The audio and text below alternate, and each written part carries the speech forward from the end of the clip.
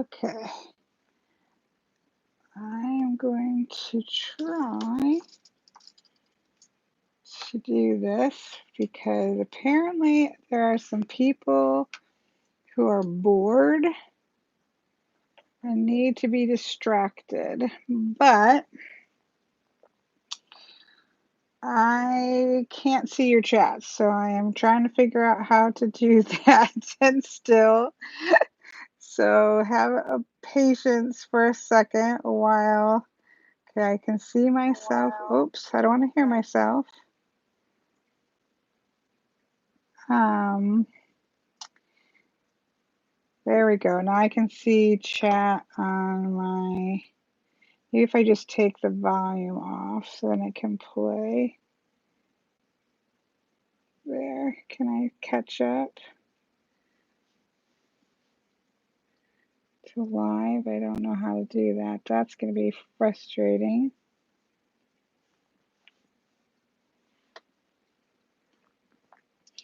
Hi, everybody.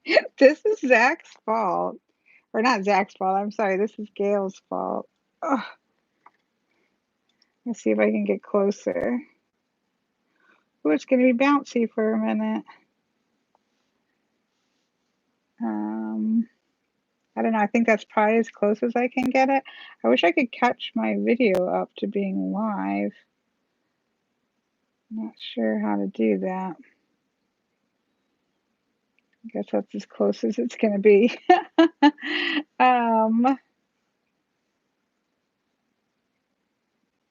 No, this is not a marathon, Gail. This is just, okay, is this centered? Somebody just tell me if this is somewhat centered because I can't see the thing that holds my camera blocks the view pretty much, so it's hard for me to tell. But this is the best we're gonna get. So, we are gonna take a look at this deck. I'm really excited about it. I'm gonna try to stay somewhat focused. I think everybody in chat is gonna be doing what they want to do because they, I think, just want to talk to each other. But I don't feel appropriately attired to just do a live chat. So we're gonna do a live walkthrough because I am excited about this little deck here. This is the Mists of Avalon Oracle. It is by Rose and Sarah, and the illustrations are by Nadia Turner. It is a Rockpool Publishing deck, and I just happened to see this one on my shelf at the bookstore because what do we do when we're stressed out? We go to the bookstore. That's what I do when I'm stressed out. I go to the bookstore and I say, woo, look it's Avalon. It's Arthurian legend. It's everything that I spent like probably 15 years of my life immersed in Arthurian legend back in the day, back in the 80s and the 90s. It was all King Arthur and the round table. And so I am a massive fan. I have already looked through this and I love the deck, so I can just get that out of the way. There are a little bit of just minor problems that I have, more so with the guidebook than with the deck itself. But I think I want to just have a little bit of a caveat here that when you are very passionate about something, you have your own ideals for what it is, and so I know that some of that is going to come into play. Um, yeah, I was social distancing in the bookstore at Elrond. There was nobody in the bookstore. It was just me. I thought it was perfect. Um, So, anyways, let's take a look at this. I just wanted to say that caveat that I actually really like the deck a lot. And so anything that I kind of nitpick about is to do with my own intense nerdiness surrounding um, Arthurian legends, right? So, that outside of the way, let's take a look at it. Love the box, love the inside of the box, very Lady of the Lake, very blues. I love the Triskel on the inside. It's new. I don't think you can get it on Amazon yet. Sometimes they come out on the bookstore before they come out on, I think it still shows pre-order.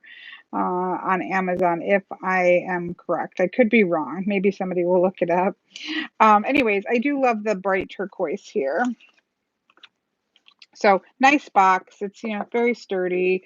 It's nice for Rockwell Publishing. Used to do really really big boxes, and this is very compact, which is nice to have. So I think it's a really pretty box, well put together. Here is the guidebook. I see if I'm centered or not. I can't see, so I'm just guessing. Really beautiful. I mean, I do think that Rockwell Publishing does a great job with their guidebooks. I think they're really pretty. The little details, the color is really gorgeous. My one caveat, I guess I would say, was with if there's going to be a heavy themed deck, I really like to have a spread. Now, I made my own spread up for this deck, but I really like to see a spread that's like the Mists of Avalon spread, right? Whereas this has a typical one card, past, present, future, what's hidden, what's revealed. So it's great, but have a specific um have a specific something to that. I would have liked to have seen. I get excited when I see spreads that are specific to the actual theme of the deck, and that's not necessarily there. I love, again, the little features here. It's got a very tiny thumbnail. It has the name of the card. It has the keywords, which we'll see are actually on the card. And then it has sort of this like quote, but it's not a quote from somebody else. That's a quote, from the author, I suppose. We have a message from the card, and then we've got a nice amount of text, mostly letting you hone in on what the card might mean, and mostly, and maybe if it's to do with the legend, it gives you a little bit there. So that's what's going on there. Is everything, you think this is bright enough? Because I forgot I could turn, oops, I'm going to turn this light around here. I don't know if that helped or not. We'll see. Maybe that didn't or wasn't helpful. But anyways, um, so let me. I know we're all worried about money, so that's why I go out and buy a deck. And this is not it's probably very inappropriate. I'm probably getting a lot of nasty messages about doing a walkthrough. But you know what? I like to play with cards, and this was what I was doing when Gail tagged me and said, somebody do a video. And so that is what I have the Hush Tarot on, and I absolutely love it. I have a partial walkthrough, but I need to finish it. But anyways, this is what I was doing. This is legitimately what I was doing when I got oh no, that light's gonna like that's gonna be a problem. We're gonna turn that off. Maybe. Oh, it still shows up. So oh, there we go. That's probably better. I know it's supposed to be stress relief, but when you start to get nasty messages, it's not so stress relieving. Um, oh well, we're just gonna go on, right? Nobody has to watch this if you don't want to. Um, so I'm going to read this really quick just so you get a feel for what you get with the guidebook, and then we're going to go on because I have lots to talk about this deck. So this is the Abby card. It's the keywords, and we'll talk about we'll zoom. Well, I don't think I can zoom any further, but you can see that the keywords are kind of placed here at these points along the way. And I do like the little flag here. I could do without the double border, but it is really pretty. And it's the keywords for this is interconnectedness, purpose, serenity, and shared blessings. The message here is you shall never be given more than is deserved or beyond your abilities at any time. The message is reflect on all the decisions you've made on your life journey so far. You are called to create a new path that is more spiritually aligned with your current belief system. Do not operate from your past mindset. You cannot create anything new if you think, feel, and do things the same way you've always done them. And then it goes into the main body of the text.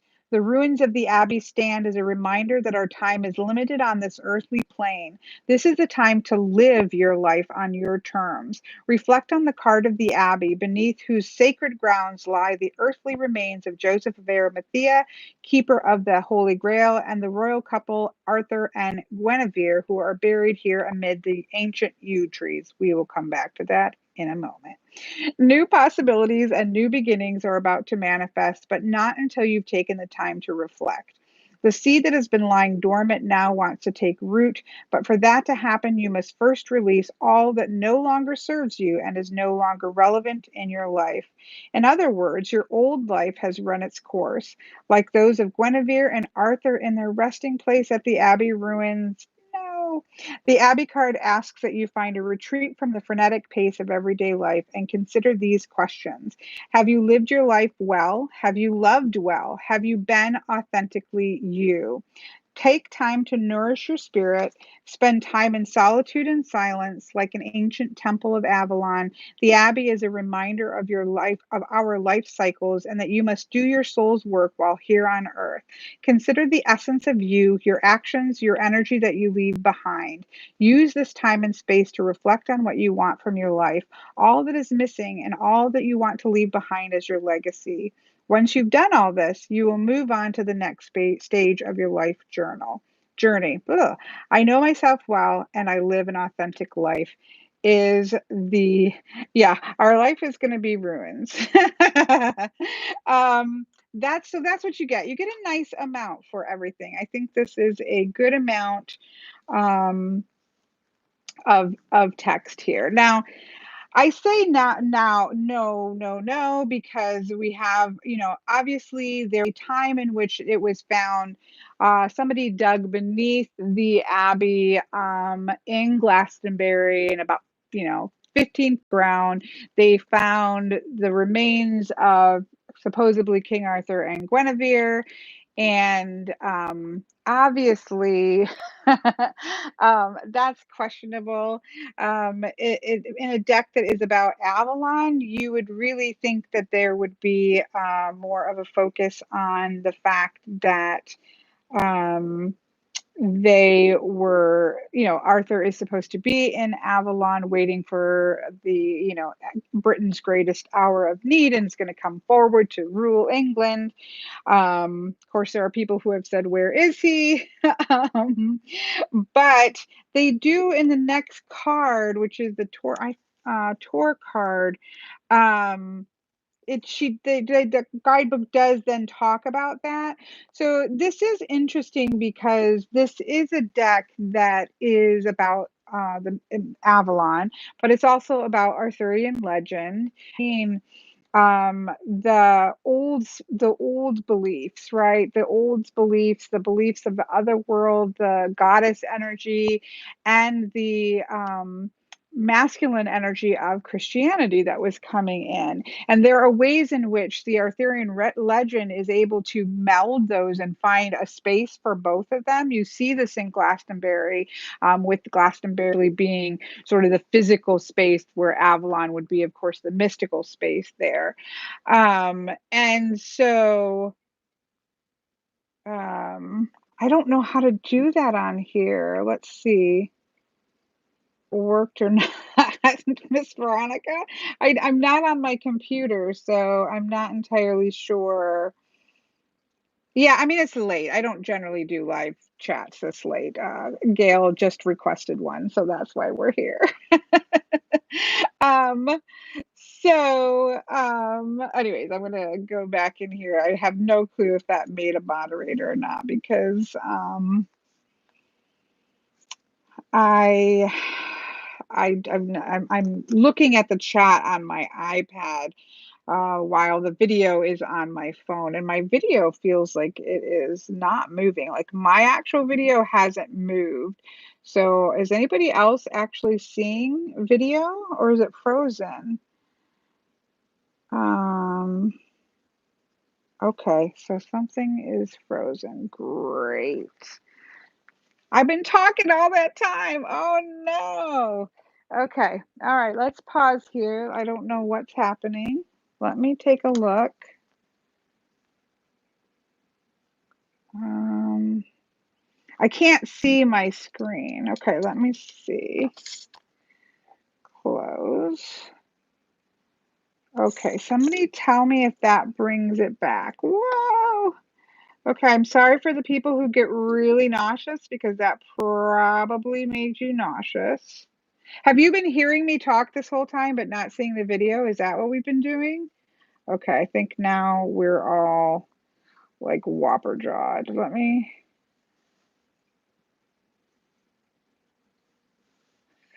I'm seeing everything like delayed.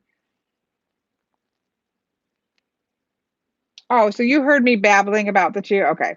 That I was showing these two cards, but I don't think that actually showed up. Um, Okay, I'm gonna stop talking about that. But anyway, so I just thought it was interesting that you did get that juxtaposition of the perhaps, I'm pretty sure finding Arthur and Guinevere's bones was something that was done to bring funds into the Abbey very, very much long ago. But that's okay. So we have that. So let's go back to the cards now. This is going to be a lot of me. Babbling because I get really excited. I wish I could get closer here, but I feel like I'm going to make people sick if I go and try to push the thing any closer. So I'm just going to leave it alone. Um, so here we have the Abbey. Again, you've got a inner sort of knotwork border and you've got an outer border. You could cut that outer border off. Here's the backs. I never did show the backs. They're really pretty. They're plain. I'm definitely going to edge them probably in this number 18 dark brown is probably what I'm going to edge it in. But they're really a simple, pretty, the moon and the Triskel. I love it. That works for me. But I don't know that I will take the bother to trim this because then when I go to trim the edges, it's not going to be, it's going to cut into that. So I don't know. We'll see. We'll see what I do and don't do. So anyways, here we have the Abbey. Let's keep moving here. I love this image. I really like her artwork. The artist here is Nadia Turner, and I think she does a really fantastic job. It's got a really beautiful saturation. I really like the artwork. I think that we're definitely getting some glare. Remember, this is Rockpool Publishing. They do have really high glare, but their cardstock stands up well. I riffle shuffle the heck out of my cosmic reading cards, and um, it's held up really well. So I have to give it that credit there. Credit where credit's due, right? I do think it's quite beautiful. So here we have the tour for connection, clarity, truth, and source. Here we have the Isle of Avalon. Again, I think this is really beautiful. We have healing and rest and mystery and renewal. It's sort of the gateway to the other world, and I think it is quite beautiful. It's a place to go to regain your sense of self, and I think it's really beautiful. This is definitely placing Avalon on Glastonbury, right? As sort of the kind of coexisting in the same two dimensions coexisting in the same place. I'm not sure that I fully go with that. For me, Avalon is probably something completely separate, but it works, and I think that it works, and it's certainly part of the lore. So no real complaints from me there. I think this is gorgeous. If you have the art, the herbiary or the bestiary decks, the artwork feels very similar to that. Even maybe the Haunted Mansion artwork, maybe a bit of the Forest of Enchantment. Not really, maybe, I don't know that one necessarily. But I think it's really gorgeous. The colors, oh no, Gail, oh my goodness. Gail says he doesn't know what Avalon is. Oh, okay, we'll come along or come around to this. Um, you're hurting my soul. Here we have the Chalice Well, Flow, Creative Force, Sanctuary, and Mother Earth. I can't even go there, Gail. Um, so this is about the well. It's interesting because under the caves of Glastonbury. Now, I don't know how much of this is true and how much of this is not true, but there are two wells. There are two springs. There's the red spring and there is the white spring. And there is actually a card for both of them. And so you really have in this deck some, and it's kind of, they mingle, they come together and they are the bringing together of sort of the goddess energy as well as the masculine energy of the red well, and they kind of come together. And this deck, I think, does actually a really good job of melding the masculine and feminine energies. It's definitely leans a little bit stronger to the feminine. It is the Miss of Avalon Oracle, but it actually represents both very well, which is something that I like. So you have the Chalice Well, which is also the red spring, and then you have the white spring of protection, gratitude, energy, and healing. So I quite like that. Now, of course, we have a Camelot card. I mean, come on. I feel like, we're not getting the true colors here, which is, one of the downsides of doing a live walkthrough. But Camelot is about idealism. It's definitely about ideals, about honor. It's about what we aspire to be as humans. But the people that inhabit Camelot who really want these ideals, who really want this version of humanity that is something better, are very human and very flawed. And so there is such power to the stories of the Arthurian cycles and to the people that are there that are so heroic and so terribly flawed at the same time. And yet Camelot stands as that desire to be something more and to be something better. That's really powerful. So of course we have a Camelot card. We have the Holy Thorn. I love the labyrinth here. I love the fox. I love the tree. I'm sure this is probably a hawthorn tree. We have Nimue, who, of course, traps Merlin into a hawthorn tree. So I'm assuming that's what this is. We can see the Tor in the background.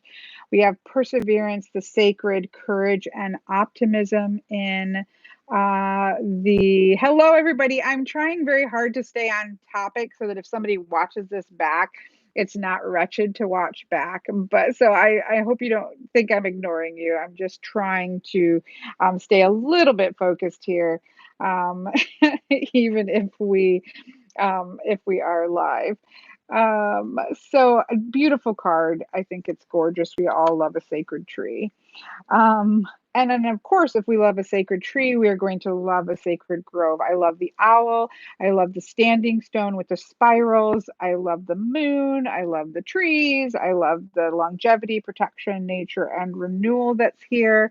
It's just a beautiful card. I love her artwork.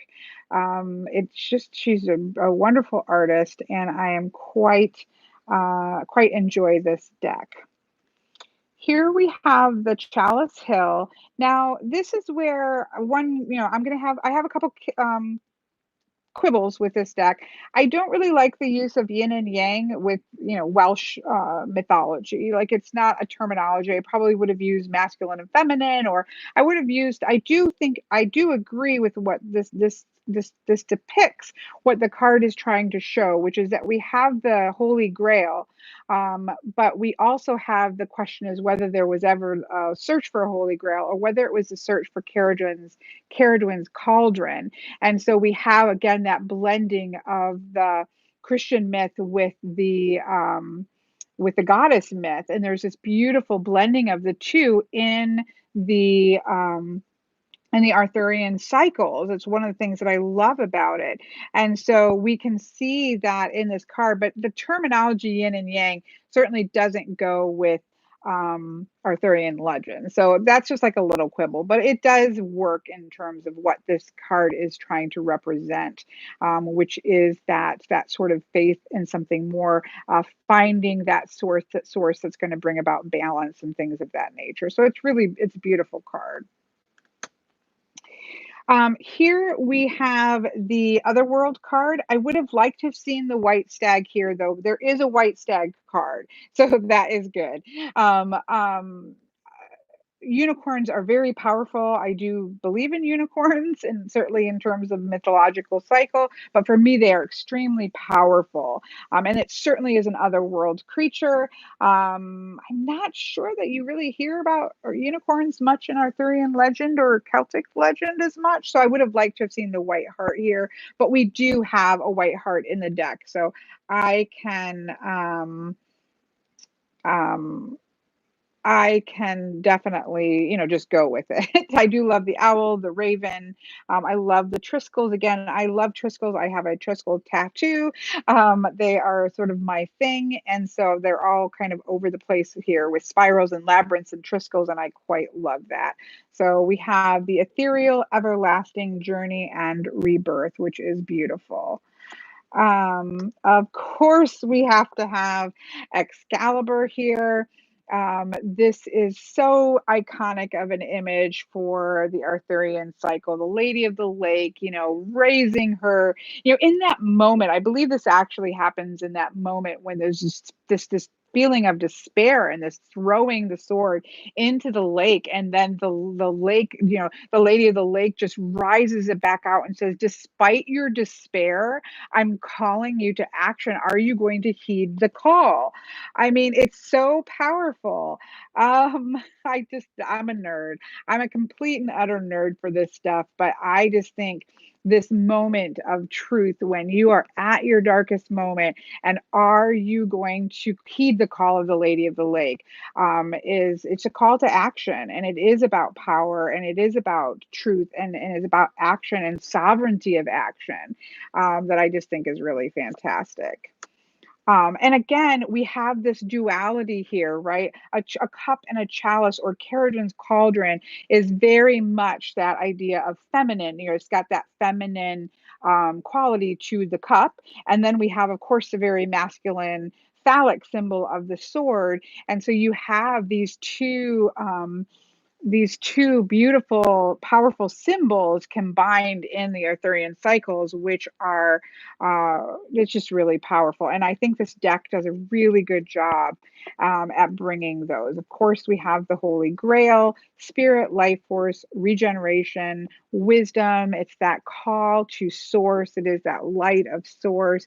It is that feeling, if I can only if I can find the Grail, if I can reach Caradwen's cauldron, I can gain wisdom, and I can understand what it is that I need to know in this very frightening and flawed world that I live in, right? So I just think it's gorgeous. Of course, we have to have dragons. And I love the Pathfinder keyword here: power, strength, integration. We have this really strong energy of guardianship. I do believe in dragons. I do. And this is how I see dragons. Again, we've got the white spring and the red spring. Haha, see how she did that? That was really smart. Love it, love it, love it. Um, We have that energy there and that combination. It is a dance between the two that makes this cycle so powerful, um, that we kind of come back to it over and over again. So love it, love it, love it. We have the sacred union. Of course, this brings in the understanding of the dance of the Lord and the Lady, and the coming together of those energies that I was just talking about. We see those energies playing out in the cycle of the seasons, which in the Celtic mindset and the Welsh mindset would be around the Lord and the Lady, and they're coming together, which is, again, really powerful. Love it. We have sexuality, growth, fertility, and vitality. Of course, it would not be a deck called the Mist of Avalon if we didn't actually have the mist. And I really love that the mist is separated out from the actual Avalon itself. We already had the card of Avalon, but this is about the myths themselves. It's the boundary makers, it's the liminal space, it's the illusion, the enchantment, and the transformation, it says over here. And so I love, that we have a separate card for the mists because it is two different things and it has, two different messages. And so I quite love, that there is that particular card. So then we start to get into the people, and I have to say that the artist here did an amazing job at making really powerful female characters and male characters. But the female characters here have a very, most of them, more so even than Morgan, have a very much a looking outward and kind of a demanding to be seen look about them that I find to be really powerful. I don't think that the guidebook does as good a job as the artist did because these are stories, that are, the women's stories in these legends are extremely, pain filled, extremely, fighting against the tides of terrible things, that agency being taken from them, and yet they struggle forward and they, endure, and they have strength and they move forward and under terrible circumstances. And I powerful way. So here we have Morgan Le Fay, magic, fate, intuition, and prophecy. I think she's a really strong looking Morgan Le Fay, and I quite love it. This is such an interesting Lady of the Lake. It's one of the images that made me really want to purchase the deck because generally you see the Lady of the Lake as being very watery and blue tones, almost in some ways mirroring the blue colors you see in medieval paintings of Mary. Generally, when you do look at pictures of Mary in older paintings, that she would be in blue, and your Lady of the Lake has a lot of that watery. But there's something really primal and earthy whilst being in the water. I love her tattoos. I love the moon tattoo. I love the branch crown. I love the intensity of the look. This drew me to it because it isn't how I would normally picture the Lady of the Lake, but I really love it, and I think it's very powerful. It kind of goes back to like the first people of the land feel to it that I think is strong. Of course, I'm sorry, not really going over the keywords because it just excites me too much, but that's the nerd coming out. So then we have Merlin. I love this Merlin. Merlin is a fascinating character. He is a very powerful, he has the right desire to bring about the cohesion of the people, that bring about the authority that he thinks is going to be good and for the safety of his people. But he does some pretty bad things in order to try to make that happen. He struggles with power and the politics of trying to achieve what you want to achieve, and yet making decisions and having to make those choices that are very flawed and very hurtful to specific people for the good of the many. And that's not an easy position to be in. And Merlin kind of represents balancing of power and the good of all with the good of the single people. And so I think that, anyways, I just love I love King Arthur's legends. Now here we have Arthur. Arthur's actually one of my probably least, I find him to be interesting, but I don't love Arthurian legend because of King Arthur. I think that this is a great depiction of him. He's an idealist. He certainly is somebody who is thrust into leadership, but did heed the call, struggles with what he wants to achieve, and yet, a very flawed world. So I think he works this image works very well for King Arthur. I think this actually works quite well. He looks like he is, oh, my phone's getting ready to do, I don't know if you can still see me, just a minute. Oh, okay. Hold the line, folks. Up. Okay. I think it's going. Okay. Sorry, folks. This is an imperfect technology. Hello, everybody coming in. We are doing a live walkthrough, so excuse me just rambling away and not paying too much attention to chat until I see that it looked like it was frozen.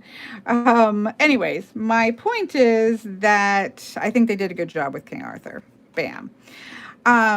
Okay, so then we have Guinevere here. And again, I really do think that she looks intense. She does not look, lighthearted. I just wish some of and you're going to see this the most, you're going to hear me complain the most, for the next couple here, and just bear with me because there's a reason for it. So we have sexuality, love, beauty, and feminine power.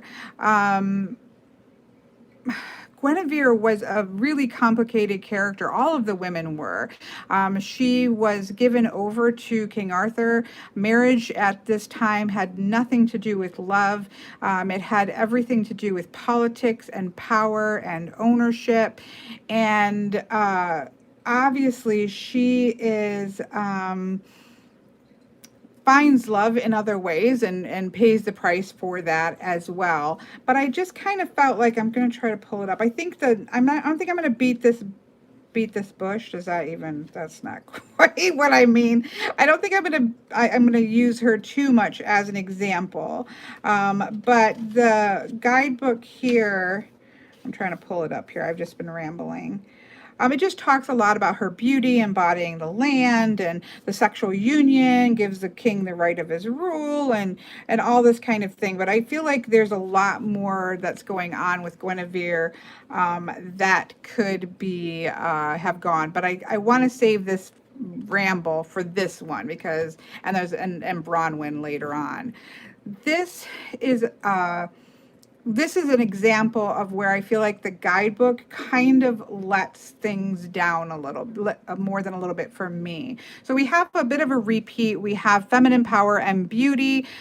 With Igraine, we have motherhood and acceptance. Now, the story of Igraine is that Uther, which is Arthur's father, sees Igraine, falls in love with her because she's so beautiful, and she needs to, and he wants to have her, of course, but she's already married, probably to somebody that she doesn't necessarily want to be married to, but she's already married. She's somebody else's possession, and Uther decides he wants her. So he goes to Merlin and says to Merlin that he wants Merlin to cast a spell on him to make him look like her husband so that he can have sex with her. Now, obviously, this is in Merlin's best interest because Merlin is trying to bring about the king. He's trying to get Arthur to come and save the land. So he has a noble cause, but poor Igraine gets thrown under the bus here. But let me just show you let me just read this real quick. Again, please you know, I think this is a great deck, but this part was like, what? Because she does explain that in the guidebook, you know, what happens, but this is the language. So obsessed was he, Uther, with her beauty that he forced Merlin to cast a glamour spell so that she would mistake him for her husband, and then he seduced her. He didn't seduce her, he raped her. And as a result of this well executed plan, like, this isn't a, oh no, right? Arthur was conceived. Yay! And then the whole message here of the card is that Igraine appears to ask you to acknowledge your beauty. Igraine was a powerful example of a woman who was shuttled, depending on the stories, to 1, 2, 3, 4, whatever, to a bunch of different powerful men for the sake of her beauty. She is shuttled about. She does what she needs to do, and she survives and she endures for the sake of her children. So I do love the power of motherhood that's here. But the card would talk about, or the guidebook would talk about how she wants you to know that your beauty is your unique energy, and it will make you a magnet for all who seek beauty in its truest forms. Okay, I get it, but no. Igraine is such a much more powerful story than her, just about her beauty. And I feel like there was a missed opportunity to really tap in to this power. Now, I think that the card itself does, and that's all that really matters, right? So it's not that that ruins the deck. The card, I think, is beautiful and it's strong, and you know, I have no issue with that. I just feel like that just shows where there was like a missed opportunity to really tap into some of the painful, difficult situations that the women in this story represent. So I'm gonna quit, but that's my soapbox. It will come up one more time, I promise. You are forewarned. I do love this deck as well. I'm just, you know, it's me. I got to go all in on it, right? Because I love it. Of course, we have Taliesin there, poetry, creativity, divination, storytelling. Very important. Love that that's there. Love the depiction of him. Here we have Lancelot, I think really beautifully done. Devotion, heroism, chivalry, romance, right? He is that idealism, and he loved Guinevere from that space of idealism. I love the horse here. I love the look of him. He looks like Lancelot. I love that he's not blonde. You know, so many blonde Lancelots. I really love the look of him. And yeah, so Lancelot, great. Next we have Galahad, which of course I think he looks young and he looks innocent and he looks pure and he looks like that purest of intent. He's the only one who could possibly find the Holy Grail of the whole, because I make piles. You know me, I make piles, and I'm going to talk about the piles when I'm done. It's just, I'm a weirdo. I can't really check the focus. This is the bad part. I'm going to lift it up here. This is the bad part of doing it this way. I don't really know how to check the focus on my phone, unfortunately. Anyways, I think he's done really well. It's probably because I keep putting my hand in front of the camera. Anyways, I think he's wonderfully done. Of course, we have a Priestess of Avalon card. I think it's gorgeous. It reminds me of the moon card in Druidcraft. I love the priestesses calling down the moon here. I love the moon here. I think everything about it is really powerful. Initiation, ancient knowledge, healing, divine inspiration. I think it's really gorgeous. Of course, we have to have Fae here, nature's magic, protection, guardians, and playfulness. I don't think of the Fae in King Arthur Tales as being particularly playful, but water energy sylphs can certainly be playful. But I definitely think of it as being with nature's magic, and that protection and that guardianship really comes into play in the Arthurian legends. And so I am glad that there is a fairy card for sure. Of course, we have the Lady of Shalott. Again, so powerful. I love that we have victimhood, or the victim, illusion, idealism, love. Again, the idea of love is everywhere in the Arthurian tales, and the consequences for love. But again, the Lady of Shalott is such a powerful story. She is literally, the female gaze is captured here in a way in which she has no control over her own gaze. All she can do is sit up in a tower and look at a reflection of life through the mirror. And as soon as she decides that she is going to take agency for her own gaze and look out the window, her life is over. She cannot, the world cannot, it cannot exist for a woman to have her own agency over her own gaze, which is so powerful. And then, of course, she dies. And so I'm so glad that she's here. Please go listen to Lorena McKennett's Lady of Shalott if you haven't listened to that. So I'm glad that she is here. Okay. So then we have Nimue. This was, I thought, and I'm sure I'm slaughtering. Please remember that I learned to say these names when I was a teenager in front of a book and had no way of knowing how they should have been properly pronounced. So I do apologize. They have stuck into my head. This was interesting because she's actually, her and Vivian, as well as the Lady of the Lake, their myths cross, and she technically is the Lady of the Lake. Vivian is also considered Lady of the Lake. The guidebook does talk. She was a pupil of Merlin. She was learning magic. She does have Nimue, I think, locking him up in the tree, although I think it was actually Vivian who locks him, or spells him into the hawthorn tree. But those myths do get interwoven, and so it's kind of hard to separate them. But I do like this idea of she worked really hard on her magic and to gain her power, and to work her power. So I do think that is a great card. Of course, we have Caradwyn for transformation, creativity, inspiration, rebirth. We have her cauldron there, which is really powerful. And so it's not surprising that she would show up in this particular deck. I was kind of like, oh, why is Rhiannon, and I think Aaron-Rod is also here. I was kind of surprised why they would necessarily be here, but I had to remind myself this isn't the Arthurian Oracle. It is the Mists of Avalon. And I do think these are Welsh goddesses, and so they would certainly be in the Avalonian, path for people who would be looking at it. There are definitely a lot of ladies, which is fantastic. The Arthurian Oracle by Will Worthington and John Matthews has predominantly men. This is, again, the Mists of Avalon. The Avalon cycle is about, or the island of Avalon is certainly a feminine-based thing, but you'll see, that's why I'm making piles, that it's actually a fairly balanced deck.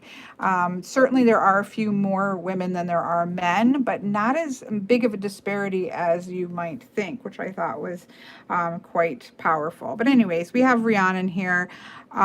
Focus, integrity, perseverance, and endurance.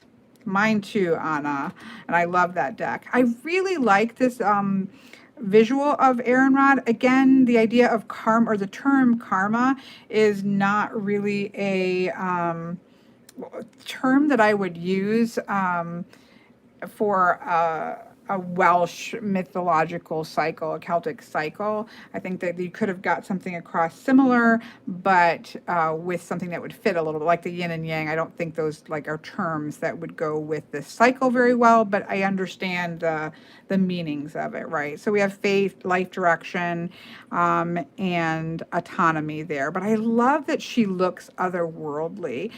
She has sort of sharp features, and she feels very fey, very otherworldly. other world in a way that you don't always see. So very strong looking women that I quite love. So this is Bronwyn. Now they do have sacrifice and letting go, and I love her face. Like there is a sense of sadness in her face that I think is really powerful. I think that some of the just sort of let it go terminology in her story is kind of, like irritating to me a bit. She was somebody who, again, the Irish king wanted to marry her. I don't remember his name. Wanted to marry her, and her brother Bron said, sure, you can have her hand in marriage. Somebody else decides to say, I think it's her stepbrother or half brother, or somebody else is like, gets really mad because he wasn't consulted, and so he slaughters all the horses of the Irish people. They take her back, and she pays the price for it. She gets thrown into the kitchen, basically, and is, forced to sort of do penance for something that she had no choice over. And so it's a really powerful story. And then she finally, teaches herself to speak Starling, and then she sends a message to her brother. And when her brother comes, he's killed, and she dies of a broken heart. It's a really sad story. It's a really powerful story. And I don't think it's about just letting go, like just let go of this situation here and move forward, even though life is difficult. It's about enduring. It's about understanding how do you move forward when you are you're living in an experience that is not of your making. You didn't have a choice over the experience that you're in. And when this card comes up, it's that message of enduring and moving forward, and knowing and understanding your own truth despite what other people are doing around you. That's super powerful. And again, I think that the images really reflect that in all of these women. So it's more, I think there was an opportunity in the guidebook to delve a little bit deeper into that power. And then, of course, I'm going to say, I don't even know how to pronounce her name correctly. If somebody does, please put it in the chat. Again, I believe the end is with. I don't think those D's are D sounds. But as a teenager, I said it how it sounds, which is Blodwed, but that is not how you pronounce it. I actually did look it up, and I still can't remember it because I've said the same thing over and over again for so many years. This one is so interesting. We have authenticity, freedom, manifestation, and renewal.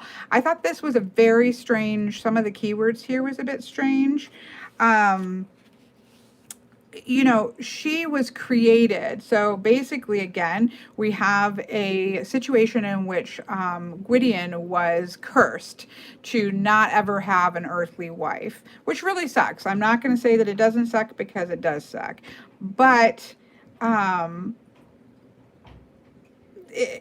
his answer to that was to have a magician create him a wife that she would, because he couldn't have an earthly wife, so he was going to get around it by having her created for him.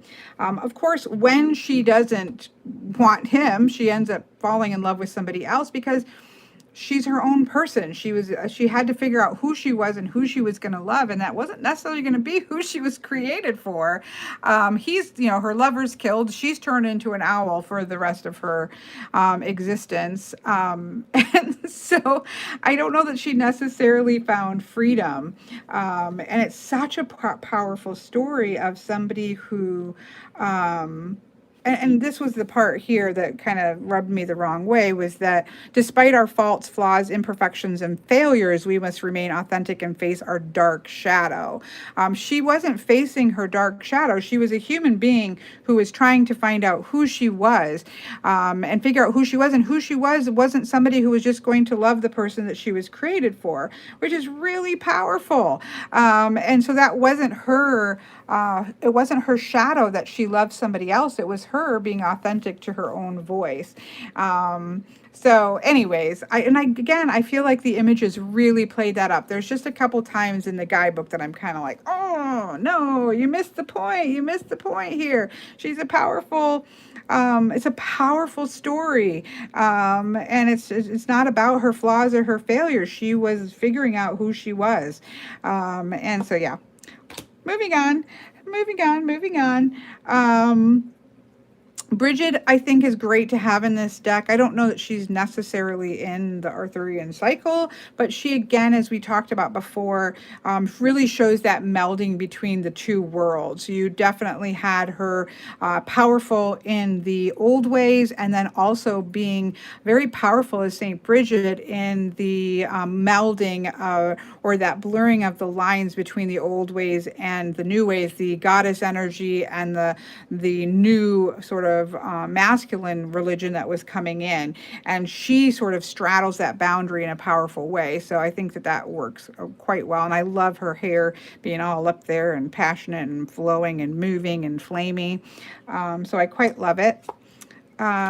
We have the king of the fairy realm. Of course, we have the huntsman here, death and rebirth, personal power, renewal, the journey. And I was so, of course, thrilled that we had the white heart, which is super important. It is that, again, liminal space. It is the call to magic. It is seeing things in a new way that's really beautiful and powerful. So there we have it. I don't think I've done a great job of making my piles, even though Gail was pointing my piles out. We have I'm missing some of the, hello everybody who's coming in. I am so sorry. I'm trying to stay fairly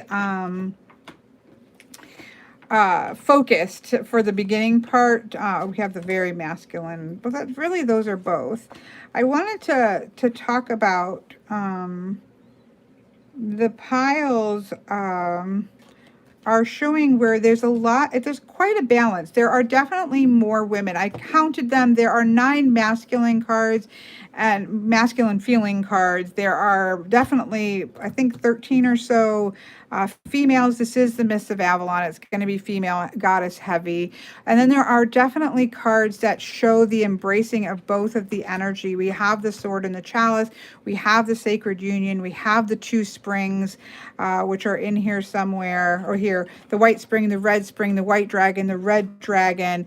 That I just think that she did a pretty good job of bringing those 2 energies to feeling quite balanced, which I appreciate, because again, I love the Camelot Oracle. Or is it called the Camelot Oracle? I can't remember what it's called. I can't see it. By John Matthews and Will Worthington, is very heavy. That's like 20 plus male cards to like 8 or 9 female cards. So this definitely has a great balance and a feeling like those energies are combining, which I quite like. Oh, how long have we been on? Just about an hour. That's about how long my walkthroughs are, aren't they? That's probably super loud, so I'm not going to do it too many times, but we do have to shuffle it. What I fell in love with in terms of reading for this deck,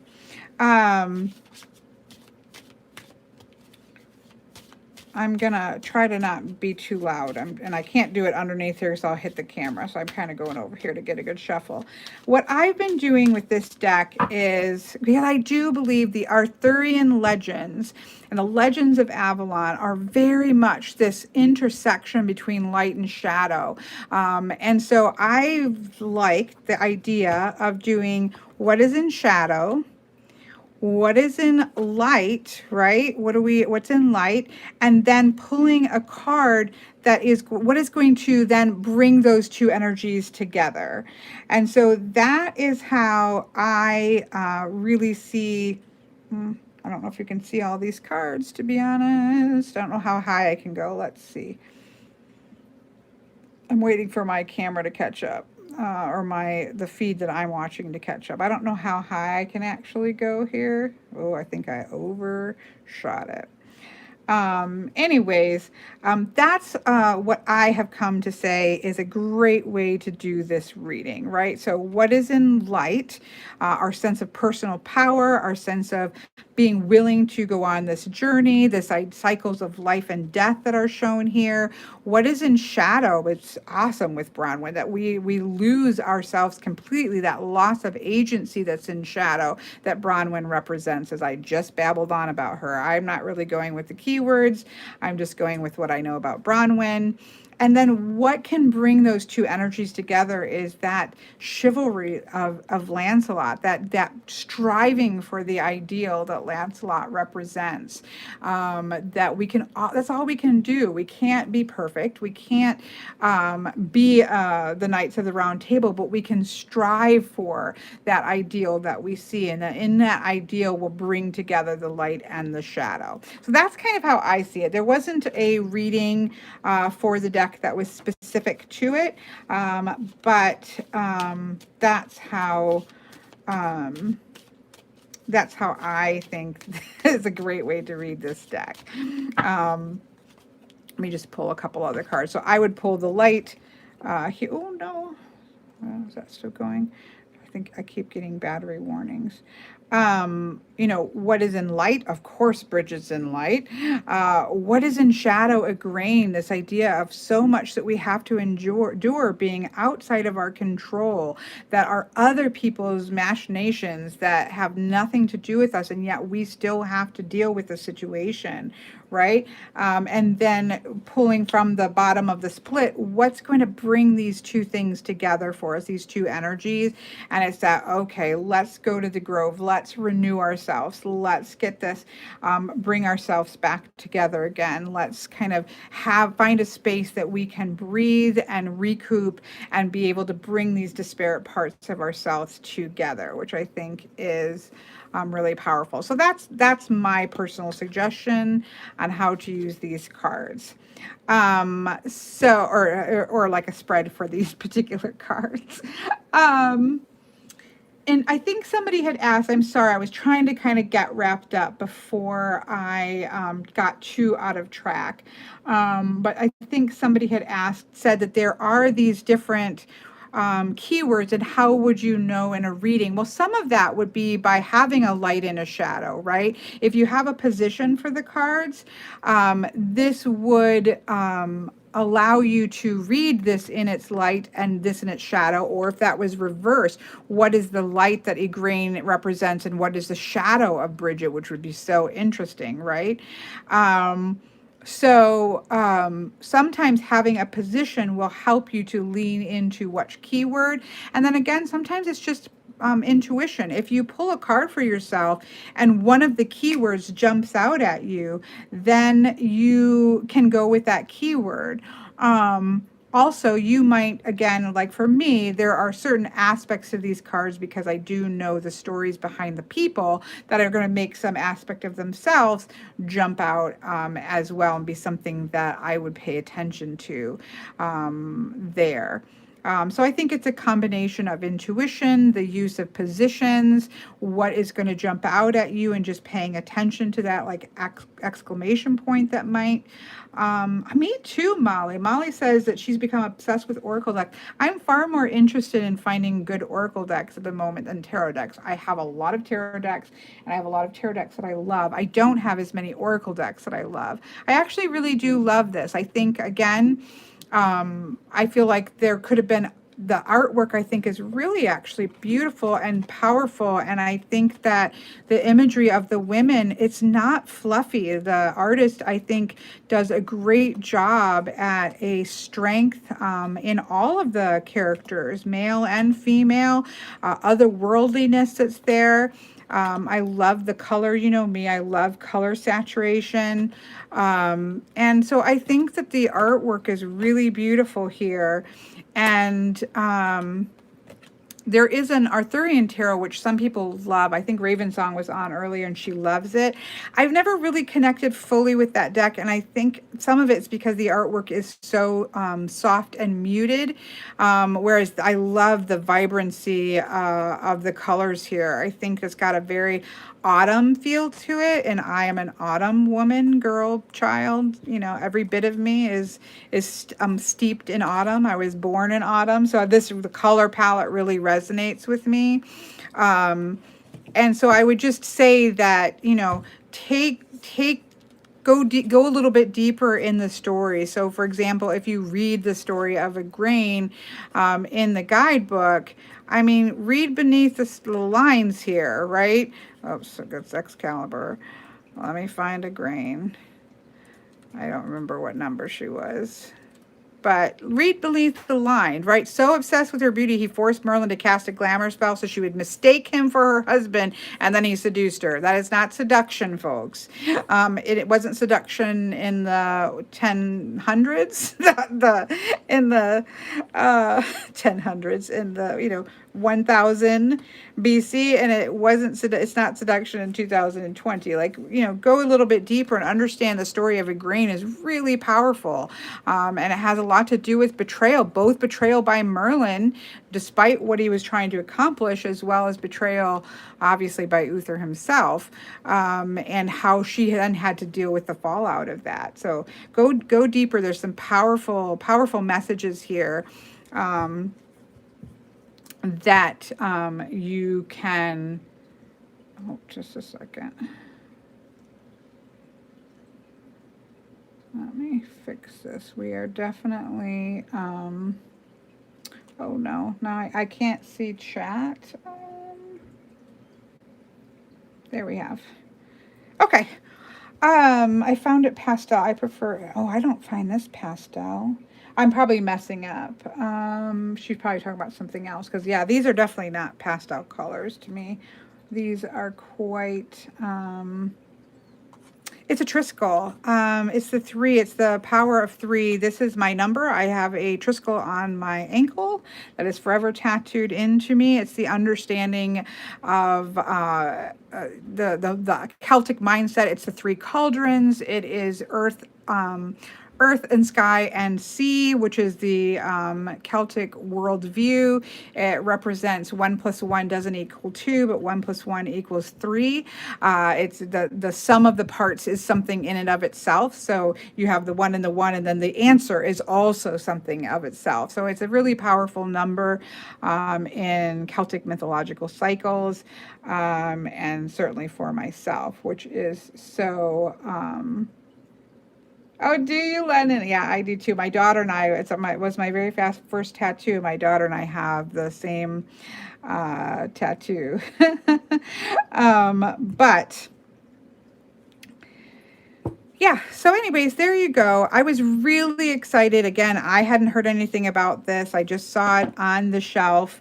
And, you know, who needs toilet paper when you can buy a deck? No, I'm not advocating. I really was like, I probably shouldn't even put out any walkthroughs during this crazy time period. But some of us playing around with decks and looking through cards and thinking about this it's the thing that gets us, you know, gives us something else to think about for a minute, right? So, and then I was tagged on Facebook to come do something live, and this is what I was playing with. So that's why you got this live walkthrough. Yes, the Arthurian Tarot, Hecate's card. I agree. It just never quite resonated with me because of that.